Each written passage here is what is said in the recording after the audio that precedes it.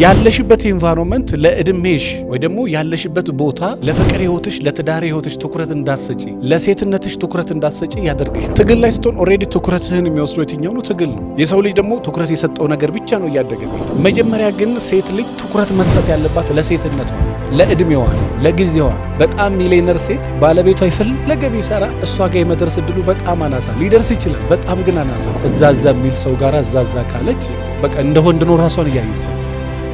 አሜሪካን ሀገር የምትኖር ሴትና ኢትዮጵያ ውስጥ የምትኖር ሴት እድሜ አጠቃቀማቸው ተመሳሳይ አይደለም። ሌላው ቀርቶ ሰዎች የሚኖሩበት አካባቢ የሚኖሩበት ቦታ ለእድሜ አጠቃቀማቸው በጣም ሲበዛ ማተር ያደርጋል። ይህንን በጣም ብዙ በዓለማችን ያሉ ሴቶች ያዩትም ከአረጁ በኋላ እድሜያቸው ከፍ ካለ በኋላ ያስተዋሉት ነገር ነው። አንድ ነገር ልንገራቸው፣ ክፍለ ሀገር መኖርና አዲስ አበባ መኖር አንድ አይደለም። ክፍለ ሀገር ስትኖር እድሜ 17፣ 18፣ 19 ከሞላ አንድ ሴት ካደገች በኋላ የትኛው ነገር በህይወቷ ቅድሚያ መስጠት እንዳለባት ጠንቅቃ ታውቃለች። ቤተሰብን በጣም ገፋፍቶ ለዛ ነገር ነው ቅድሚያ እንድትሰጥ የሚያደርገው። ወደ ትልቅ ከተማ ያደግክ ልክ ስትመጣ በገንዘብ ማደግ እንጂ በትዳር በሴትነት ማደግ ዛትማይ ትኩረት ላይ ይደረግበት ይችላል። ሀረር የምትኖር፣ ጅጅጋ የምትኖር፣ መቀሌ የምትኖር፣ ወለጋ የምትኖር፣ ባሌ የምትኖር ሴትና አዲስ አበባ ላይ የምትኖር ሴት እድሜ ያጠቃቀማቸው ወይ ደግሞ ትኩረት የሚሰጡት ነገር በጣም ሲበዛ የተለያየ ነው። አዲስ አበባ ስትኖር አንድ ሴት መውጣት አለባት፣ መግባት አለባት፣ ብዙ አክሰስ አላት። የሆነ ነገር ለማድረግ ራሷንም ለማሸነፍ ነው የምትጠራው። ያለውም ሰው ደግሞ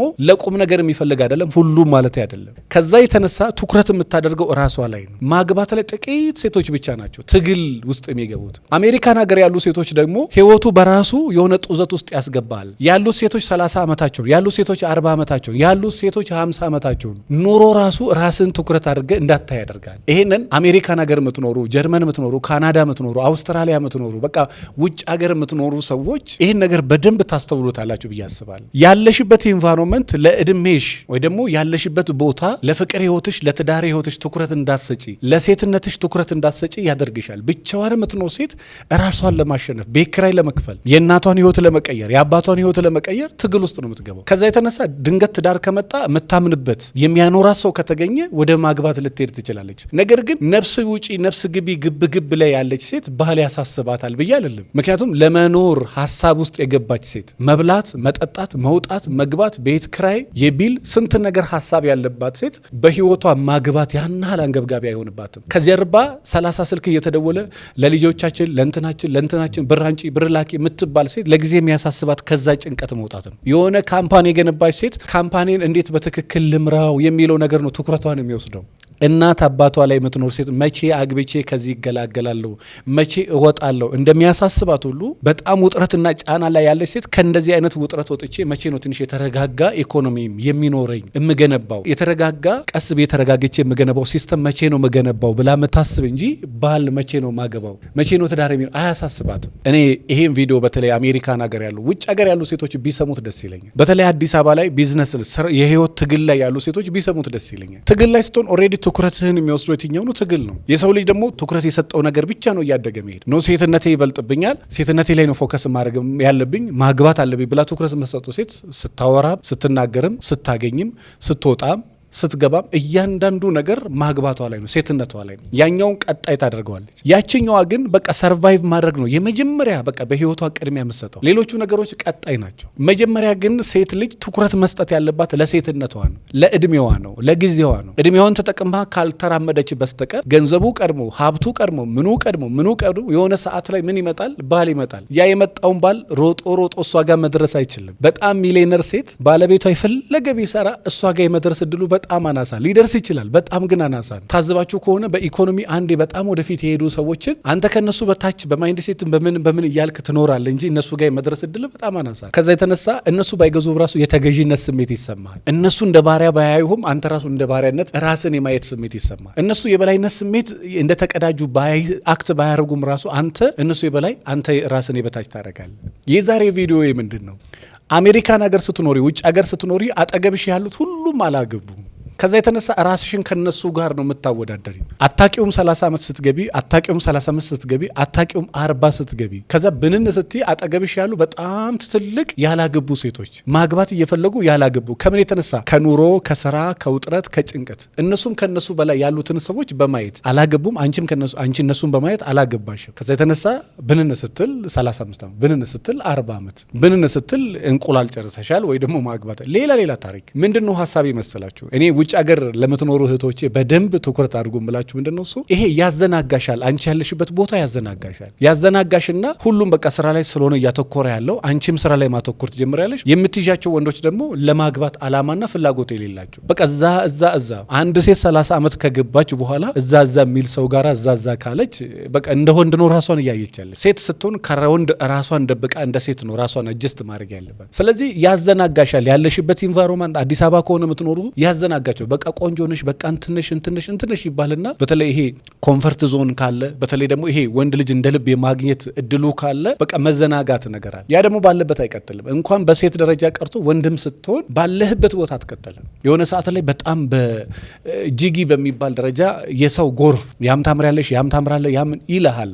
የሆነ ሰዓት ላይ ግን አጠገብ ሰው የሚባል የለም፣ ምንም ሰው የሚባል የለም አጠገብ። በጣም ብዙ ሰዎች ነበሩ ትላንትና፣ የሆነ ሰዓት ግን የለም። አንተና እግዚአብሔር ብቻን ቁጭ ትላለህ። ስለዚህ ምንድነው ነጥቤ? ውጭ ሀገር ያላችሁ ሴቶች በምትችሉት አቅም ያላችሁበት ሁኔታ እድሜያችሁን እንዳያባክ። ፋብሪካሽ ላይ ትኩረት የምታደርጊ ከሆነ ሴትነቱን ትረሺዋለሽ። ከዛ የሆነ ሰዓት ላይ ፋብሪካው በቢሊየን ሊንቀሳቀስ ወይ ደግሞ በሚሊየን ገንዘብ ሊሰራ ይችላል። ከዛ ወደ ራስ መለስ ስትይ ለምንድን ነው መውጣው? ግን ልክ አንድ ሰውዬ ይባላል በጣም ከባድ ግፍ ሰራና እድሜ ልክ ተፈረደበት። በጣም ደስ አለው። እድሜ ልክ እንድኖር ፍርድ ነው እንደ ይሄማ በጣም ትልቅ እድል ነው። በጣም ደስ አለው። ከዛ በኋላ ይኖራል ሰውየው አይሞትም። እናቱን ቀበረ አይሞትም። ሚስቱን ቀበረ አይሞትም። ልጆቹ አደጉ፣ አገቡ፣ ወለዱ፣ እሱ አይሞትም። ልጆቹ ሞቱ፣ የልጅ ልጅ ሞቱ፣ በቃ ሁሉም ይሞታል፣ እሱ አይሞትም። ገንዘብ አየ፣ ስልጣን አየ፣ ሀብት አየ፣ ምድር ላይ ያለውን ሁሉ ነገር ላለፉት ረጅም ዓመታት አየ። ሰውየው ግን አይሞትም። ከዛ በኋላ አንድ ቀን ለምንድን ነው ዛሬ ካልጋ የምወርደዋል?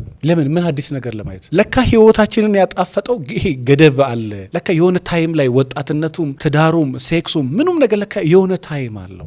ለካ የሆነ የሚገድበን ነገር፣ ሁሉንም የሚገድበን ነገር አለ። እሱ ባይኖር ለካ በህይወታችን የምንኖረው ነገር ለምን እንደምንኖር ለካ ትርጉም አይሰጠም። ያ ሰውዬ ለካ በጣም ምድር ላይ ከባድ ፍርድ ማለት እድሜ ልክ መኖር ነው። ምክንያቱም ዘር ማንዘሩን ቀበረ፣ ምድር ላይ ያሉትን ሁሉ ስንት ትውልድ አለፈ፣ ሰውዬው አይሞትም። ከዛ ለምን እንደሚኖር ትርጉም አጣ። እየበላ ዝም ብለህ መኖር፣ እያገባ ዝም ብለህ መኖር፣ እየወለድክ ልጆ አንተ አትሞትም፣ ሰው እየቀበርክ መኖር በጣም ሲበዛ ከባድ እና ምን ልላችሁ ፈልጌ ነው፣ ሰው ልጅ ስትሆን እዚህ ምድር ላይ የሆነ ነገር ይገድባል። ያለችን እድሜ 60 እና 70 ዓመት ነው። እሷን ቁጭ ብለህ አሁን 30 ዓመቴ ነው እግዚአብሔር ቢረዳኝ በዚህ ዓመታት ውስጥ አግብቼ ወልጄ ልጆችን አሰደጌ እንዲያርጌ በቃ ከዛ በኋላ እግዚአብሔር ጊዜ ሲደርስ ደግሞ እንዲሆናለሁ ብለህ ቁጭ ብለህ ፕላን ካላረክ በስተቀር መደዴ በቃ ፋብሪካውን ብቻ፣ ስራውን ብቻ፣ ውበትሽን ብቻ፣ ቁመናሽን ብቻ፣ ከዛ መጨረሻውስ ዝም ብለህ ብረት መቀጥቀጥ ብቻ፣ ከዛስ መጨረሻው ታዋቂ መሆን፣ ከዛስ መጨረሻው ሀብታም መሆን፣ ከዛስ ቤት ገዛለሁ ምናምን ራሴን ከዛስ። ስለዚህ ይሄን ቪዲዮ የምትከታተሉ አሜሪካንም፣ ጀርመንም፣ ካናዳም፣ ሳውዲ አረቢያ የትም ዓለም ላይ ሆኑ ውጭ ሀገር የምትኖሩ ሰዎች ያላችሁበት ቦታ ያዘናጋቸዋል። 52 ዓመት ደርሳ ወደ ኢትዮጵያ የመጣች ሴት አለች። በ60 ዓመቷ የመጣች ሴት አለች። ሳታገባ ሳትወልድ። ማግባት ግድ ነው መውለድ ግድ ነው እያልኳችሁ አይደለም። በ35 ዓመቷ በ40 ዓመቷ ወደ ኢትዮጵያ የመጣች ሴት አለች። ስታየው ራሷን ገንዘብ በሚሊየን ሰርታለች፣ ግን አላገባችም፣ ግን አልወለደችም። በጣም መጥፎ የጸጸት ስሜት ውስጥ ያለች ሴት። ስለዚህ ይሄን ቪዲዮ የምትከታተሉ ሰዎች ካላችሁ ያላችሁበት ኢንቫይሮንመንት እናንተን ያዘናጋችኋል። አካባቢሽን ብቻ እንዳትመሲ። አንዳንድ ጊዜ ከአካባቢው ወጣ በይና እንደ ሴት አስቢ። ከአካባቢው ወጣ በልና እንደ ሰው አስብ። አጠገብ ብዙ ላጤዎች ስለተሰበሰቡ ልክ ናቸው ማለት አይደለም። አንተ ማግባት ካለብህ ታገባለህ፣ መማር ካለብህ ትማራለህ፣ መስራት ካለብህ ትሰራለህ።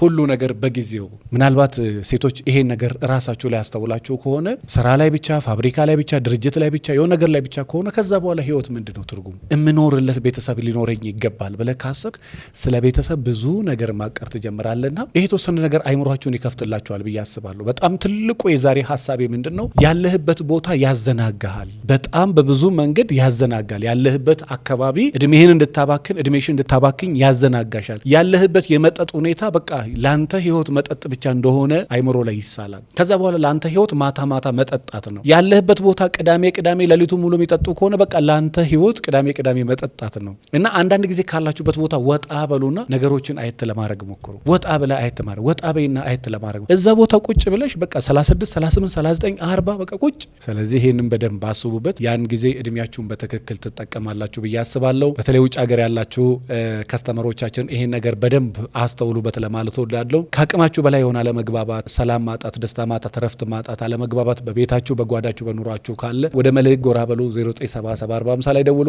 ስለ ፍቅር ህይወት፣ ስለ ትዳር ህይወት በቂ እውቀት ማግኘት ከፈለጋችሁ በጣም የሚገራርም ሀሳብ ያላቸው 2 መጽሐፎች አሉ። መጽሐፉ 200 ችግርና 200 መፍትሄ ነው። መጽሐፉን ለማግኘት 09774050 ላይ ደውሉ። አመሰግናለሁ።